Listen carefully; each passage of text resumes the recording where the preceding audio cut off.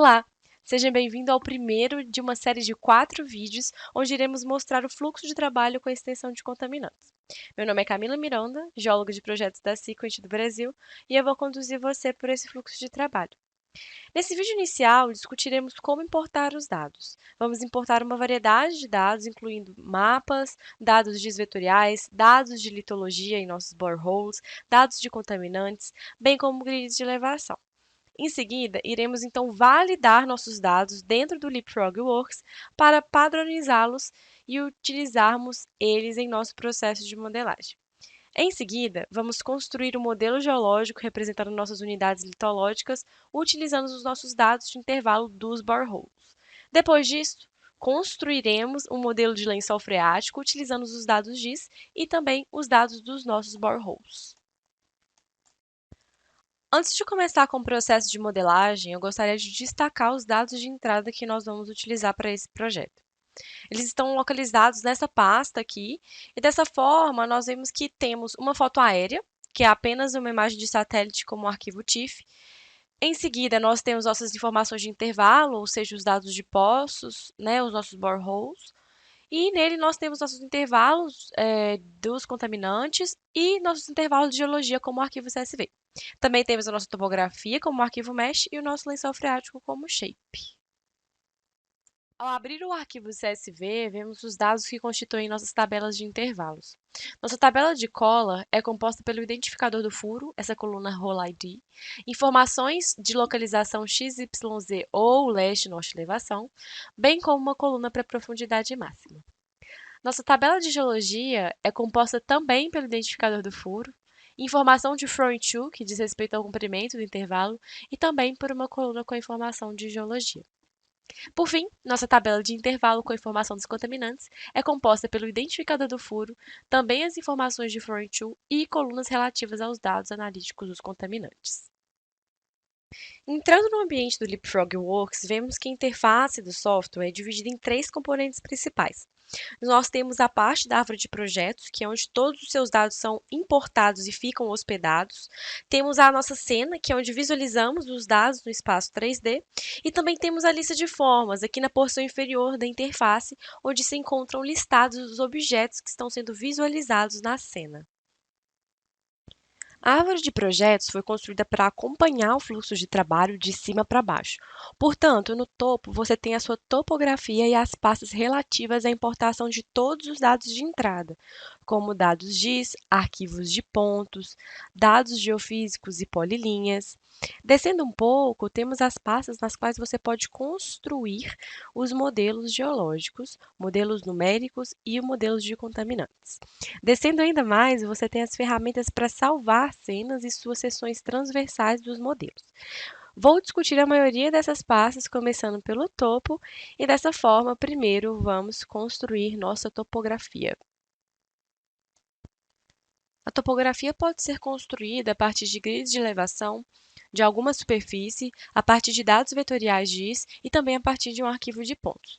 No nosso caso, no nosso projeto, nós temos uma superfície. Então, o primeiro passo é carregar essa superfície na pasta apropriada. Dessa forma, vá até a pasta Mesh, clique com o botão direito, selecione Importar Mesh e selecione a Mesh em seu diretório local. Importe com as configurações padrão. Vou prosseguir, clicar em OK e isso iniciará o processo de importação. No Leapfrog, se algo estiver sendo importado e você quiser ver como está o processamento ou visualizar qualquer coisa que esteja processando no programa, você pode clicar aqui e ver o que exatamente está sendo processado. Assim que terminar o processamento, essa caixa ficará preta.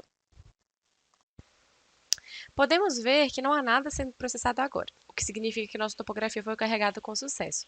Agora precisamos utilizar o arquivo importado para construir a nossa topografia a partir dele. Para isso, clique com o botão direito na pasta Topography, New Topography, selecione From Surface e escolha a superfície que acabou de ser importada. Clique em OK. É possível renomear, caso queira, e, novamente, o processamento terminou e agora podemos colocar o objeto na cena. Clique, arraste e solte o objeto na cena para visualizá-lo. Em seguida, ele aparecerá disponível para sua visualização no cenário. Como eu comentei, qualquer objeto visível em sua cena aparecerá também disponível aqui na lista de formas, na porção inferior do programa. Agora que nós já temos a nossa topografia pronta, iremos colocar o mapa GIS na topografia. A primeira coisa a se fazer é carregar o mapa na pasta apropriada. Então, como já vimos, para importar qualquer objeto dentro do projeto, clicamos com o botão direito na pasta relativa a ele, aqui no caso GISData, e em seguida vamos em Import Map. Esse mapa em específico já está georreferenciado, mas eu gostaria de salientar que você também pode georreferenciar imagens dentro do LeapFrog.Works. Então, uma vez que o meu mapa foi importado e carregado, para agora eu visualizá-lo colado na topografia, é necessário que eu vá até a lista de formas, com a topografia na cena, e que eu selecione no menu suspenso dessa opção de GISData a opção de Maps and Photos. E dessa forma, então, selecionar o mapa que eu acabei de importar. Podemos agora, então, visualizar um mapa colado na topografia. Agora que eu importei minha topografia, eu vou prosseguir, então, com a importação de alguns dados de sondagem. Novamente, para importar qualquer coisa no projeto, basta clicar com o botão direito na pasta de interesse. Então, aqui no caso, vamos clicar com o botão direito em Boreholes, na pasta Boreholes, e aqui nós podemos importar um arquivo do tipo CSV ou um arquivo do tipo DAT. Também podemos importar os boreholes a partir do Central, que é o software de gerenciamento de dados baseados na nuvem da Sequent, e também podemos importar por meio de um acesso do tipo ODBC ou via OpenGround, que é, no caso, um software de banco de dados geotécnico baseado em nuvem da Bentley. No meu caso, eu tenho um arquivo salvo localmente na minha máquina, então vou selecionar aqui Import Borehole, primeira opção, e clicar nessa pequena pasta para selecionar a minha tabela de cola. Podemos ver aqui que o programa puxa automaticamente, quando eu seleciono meu colar, a minha tabela de geologia. Então, eu só preciso adicionar agora a minha tabela de intervalo com informação dos contaminantes para seguir com a importação. Nesse projeto, a gente não tem uma tabela de survey porque todos os furos são verticais.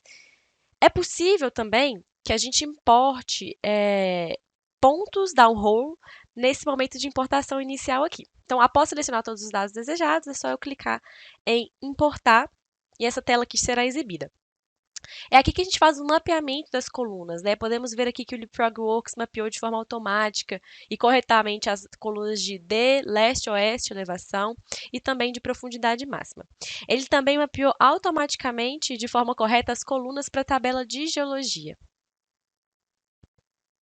No caso dos dados de contaminantes, eu preciso designá-los como dados numéricos para o programa. Isso é muito importante, porque se você deseja utilizar esses dados como valores numéricos em seu processo de modelagem, principalmente para modelos numéricos e para estimativa com exceção de contaminantes, é importante mapeá-los como valores numéricos, como eu estou fazendo aqui. Então, vou continuar aqui a mapear as minhas colunas como dados numéricos, né? Igual eu comentei com vocês. E quando você estiver satisfeito com a importação, é só clicar em Finish. Então, a gente pode ver aqui que, inicialmente, uma das tabelas está com um pequeno círculo vermelho e com um ponto de exclamação, né? Isso significa que existem erros nesses arquivos. Então, dessa forma, para utilizarmos esses dados no nosso processo de modelagem, é necessário consertar esses erros ou então essas informações importadas não serão utilizáveis no nosso projeto. Podemos ver aqui, né, eu apenas arrastei os dados de intervalo de contaminantes para a cena, que os dados exibidos são muito limitados, né? Então, a gente também subentende-se que os nossos dados de análise estão com erros, né, limitando, portanto, a utilização deles dentro do projeto, né? Eles não estão utilizáveis. Dessa forma, nós precisamos corrigir esses erros antes de pularmos para o processo de modelagem. Para fazer isso, eu clico com o botão direito aqui no objeto com o erro e seleciono Fix Errors. E isso abrirá essa tabela para que a gente possa ver quais tipos de erros existem aqui, né? Há algumas profundidades inválidas, conseguimos manejar aqui alguns valores inválidos também. Vamos começar aqui por esse primeiro. Nós podemos ver que esse tipo de erro está dividido em 3 partes diferentes aqui dentro do programa, né? Então, nesse caso, nós temos valores ausentes, que por padrão o programa omite esses intervalos ausentes, né, o que aqui no caso estou de acordo, com os valores não numéricos, né, nós podemos ver que a ação padrão do programa é omiti-los, mas aqui no caso eu vou querer utilizá-los, né? Então aqui nós podemos ver nessa coluna à direita quais são os valores não numéricos que o programa está apontando para a gente. Na maioria das vezes, quando um valor está abaixo do limite de detecção do equipamento onde a análise foi feita, no banco de dados ele é expressado como um valor menor que o limite de detecção, né? Então, mas nós não podemos, nesse caso aqui, utilizar isso como um valor numérico, porque esse símbolo ele não é numérico, né? Então, o que a gente precisa fazer aqui, na verdade, é substituir essa informação por outro valor numérico. No caso, uma boa prática é usualmente utilizar metade do limite de detecção. Aqui no caso, então, 0,05. E agora vamos pular para os valores numéricos. O programa nos diz que nós temos 11 valores não positivos, que na verdade são apenas esses valores zeros aqui na coluna à direita.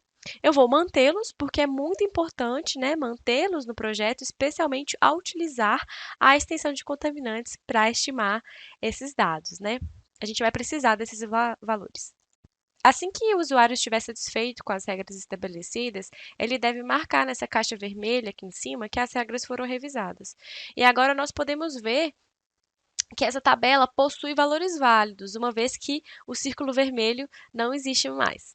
Eu vou prosseguir aqui e corrigir todas essas outras tabelas. Pronto. E, portanto, agora que todos os meus valores não têm mais o símbolo de erro, todos eles estão válidos. Eu vou pular para conferir essa questão da profundidade inválida aqui.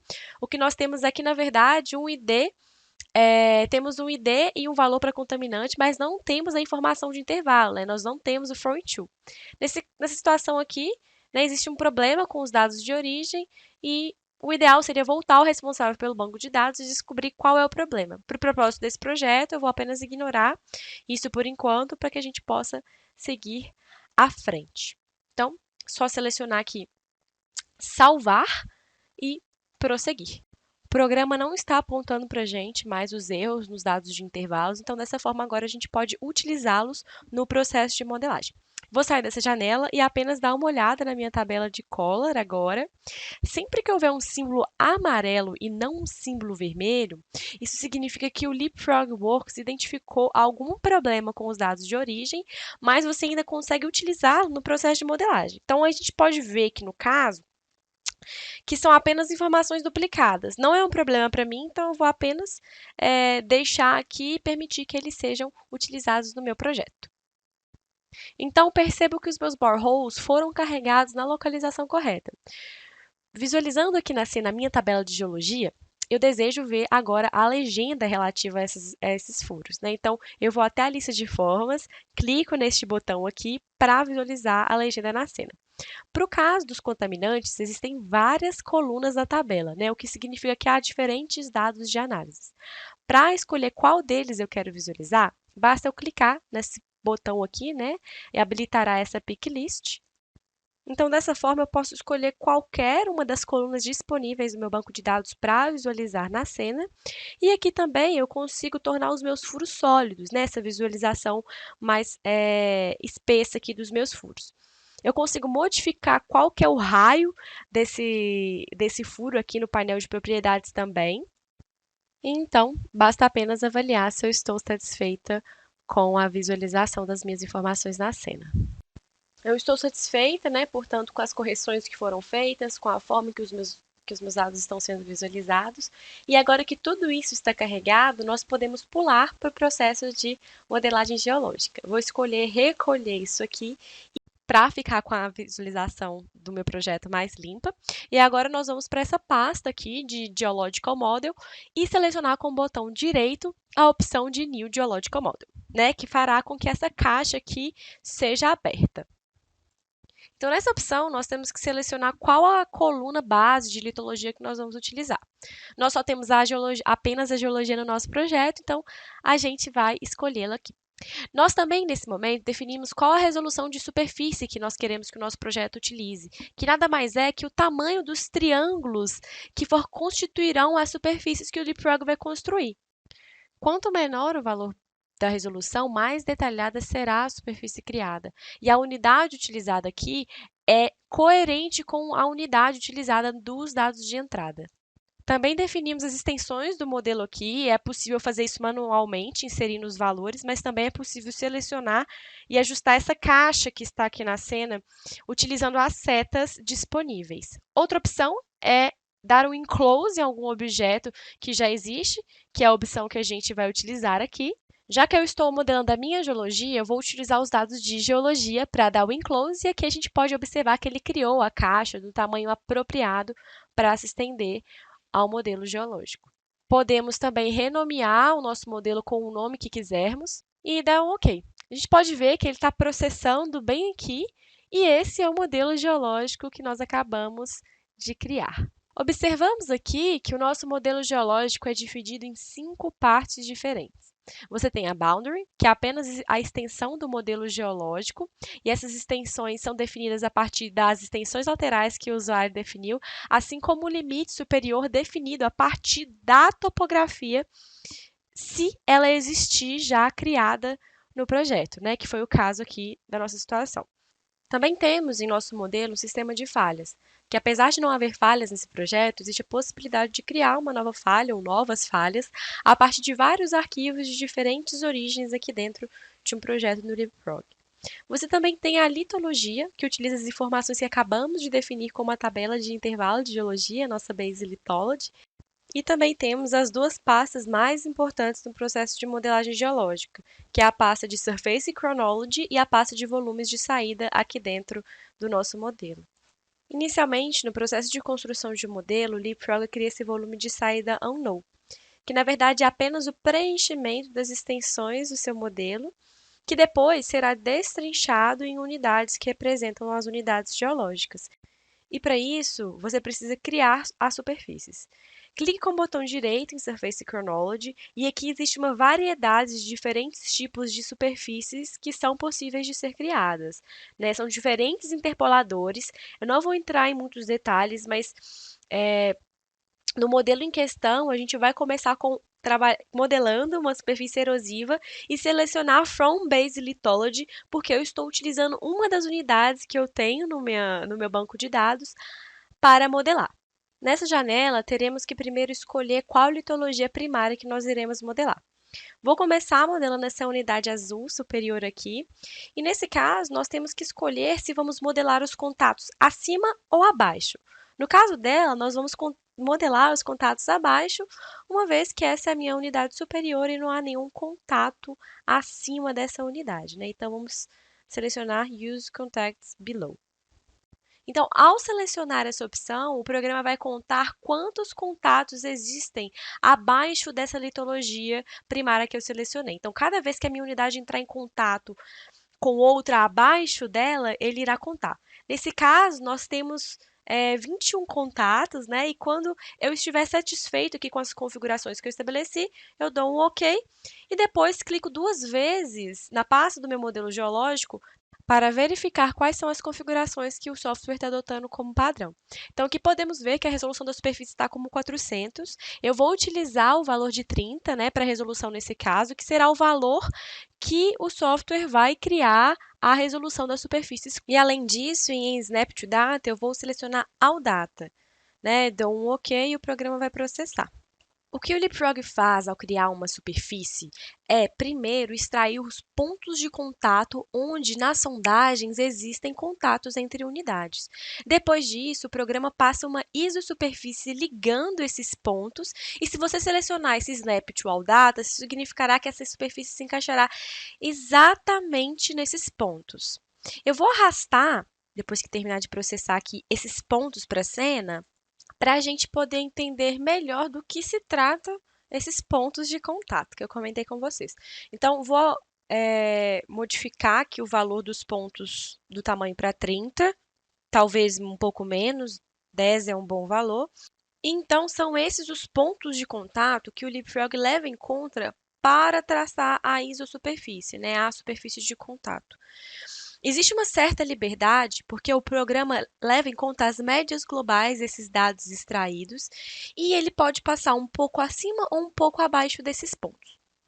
né? Então, quando a gente liga o Snap, ele vai passar exatamente nesses pontos.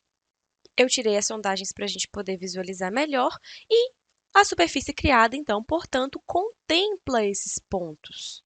E agora que eu já criei a minha primeira superfície, eu vou continuar e criar as demais superfícies de contato para as outras unidades. Vou utilizar o interpolador de depósito dessa vez.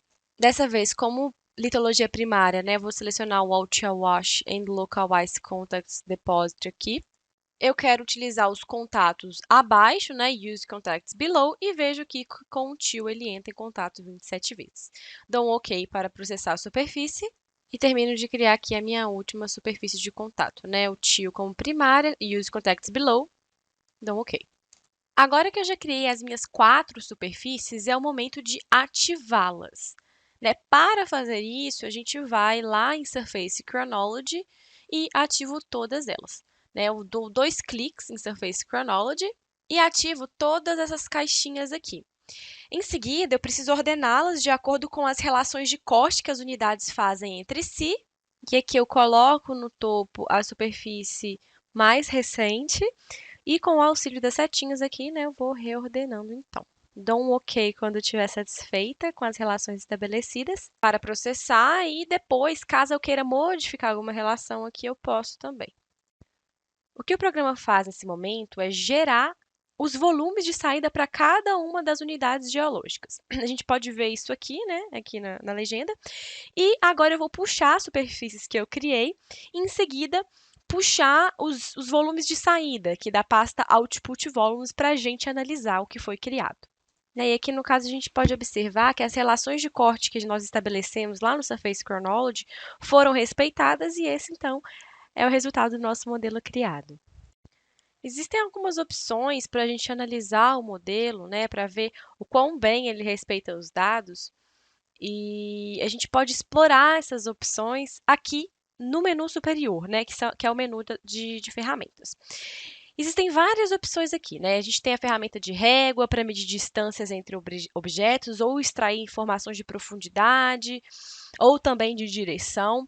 Nós temos também uma ferramenta para desenhar planos, planos auxiliares logo aqui do lado da régua, que é útil em vários processos durante a construção de modelos. A gente consegue utilizá-lo para auxiliar na criação de tendências, na extração de medidas, para a construção de objetos dentro do nosso projeto, como linhas, pontos, né? Um ponto de referência. Você também pode visualizar o modelo como uma fatia, que é o que nós vamos fazer agora.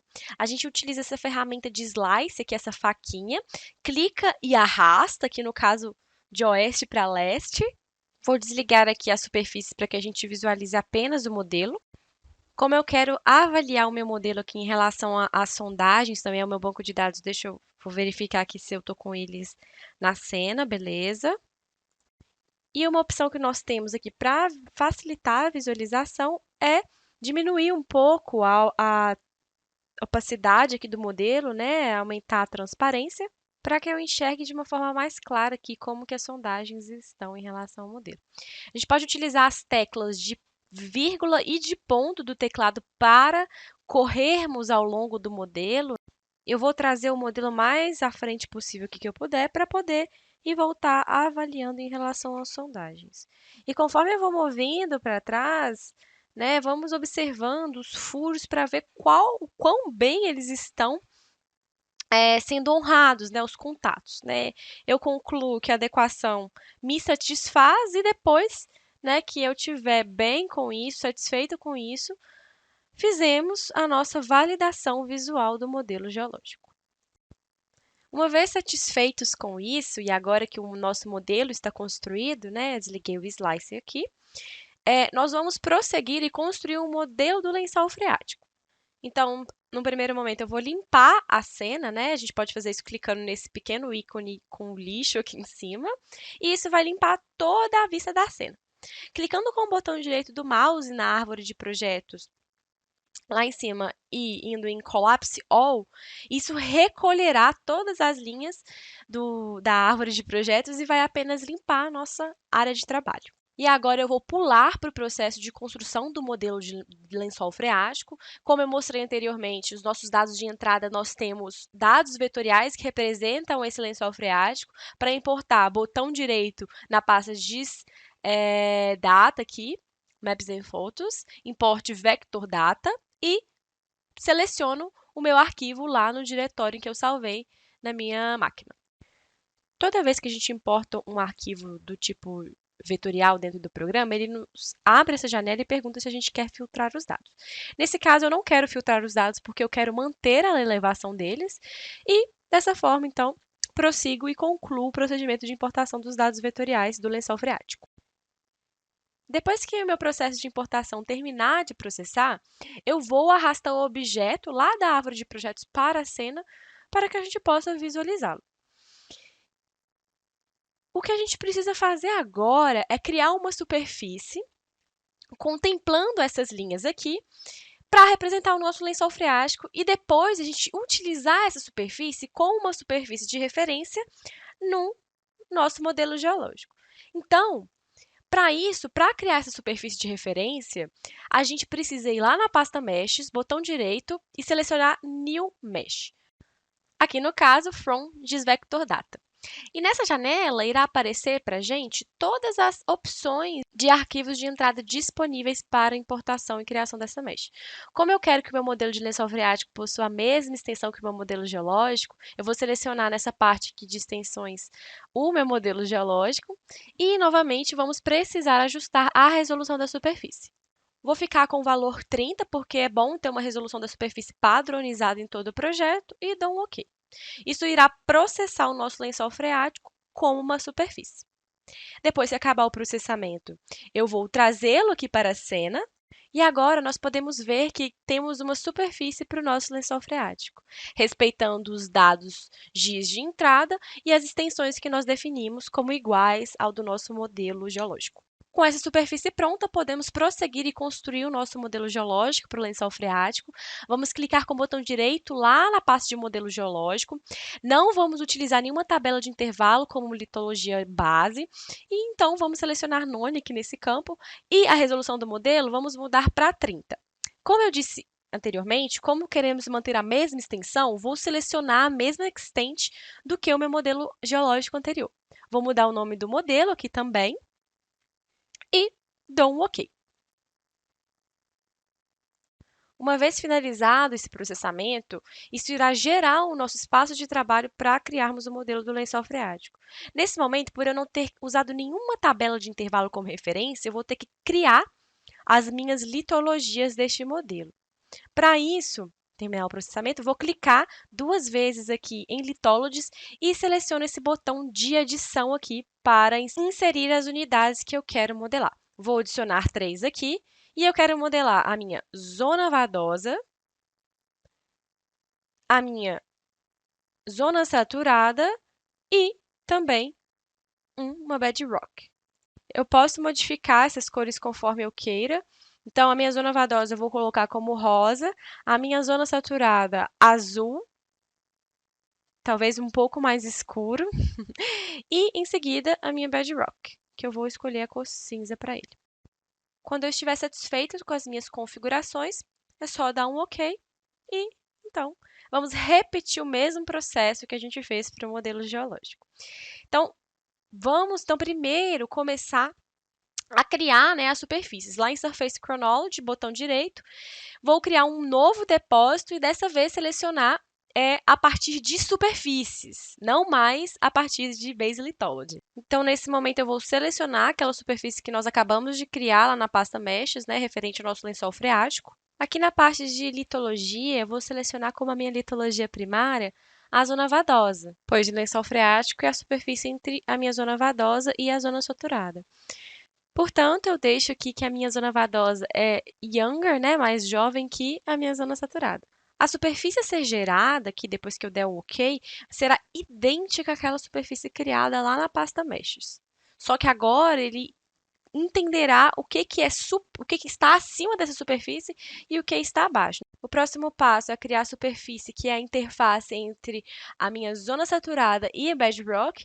E, novamente, eu vou clicar com o botão direito em Surface Chronology New Deposit e novamente a From Surface, porque agora eu vou buscar como superfície de referência aquela superfície criada lá no meu modelo geológico anterior. Então, vou selecionar essa superfície aqui, Bedrock to Contacts, e dou um OK. Ele vai reproduzir exatamente a mesma superfície.